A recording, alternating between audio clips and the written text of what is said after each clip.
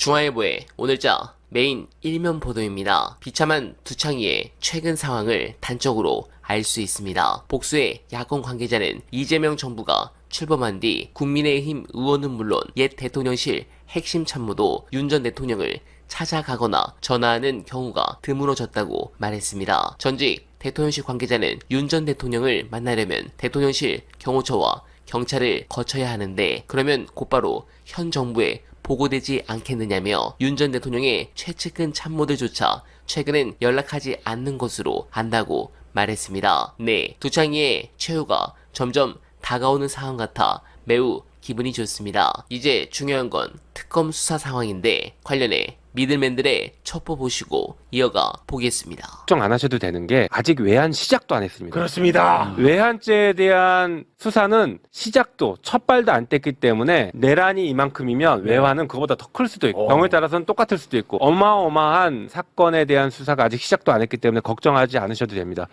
빠르게 조치 취할 것이고 그 조은석 특검의 그 수사 의지 같은 것들은 굉장히 높습니다. 그럼 확인이 됐나요? 네, 그건 확인이 됐습니다. 그럼 요거 하나만 더 확인할게요. 조은석 특검 같은 경우는 외환에 대해서 외환 유치 혐의에 대해서 관심이 많이 있나요? 많지 않을까요?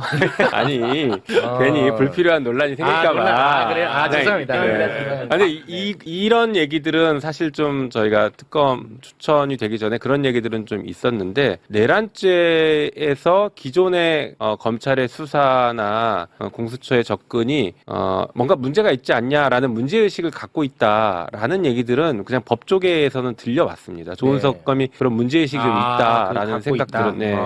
그래서 아마 의지는 굉장히 많을 것이다라고 생각하고 있고 실제 의지가 많은 건 제가 소통을 한 적이 있으니까요. 알겠습니다. 그리고 내란 특검에서 특검보를 이번에 임명을 했더라고요. 근데 검사 출신이 5명이고 경찰 출신 1명이던데. 우선 이제 내란 특검은 중요하게는 이제 검찰이 내란 과정에서 어떤 공모 역할을 했는지가 규명이 안 됐잖아요. 그러면 검찰을 향해서 이 수사가 지금 진행이 돼야 되는 건데 특검도 검찰 출신이고 또 그 특검이 또 특수 출신이어서 또 여러 가지 또 뭐 걱정하시는 바가 있는데.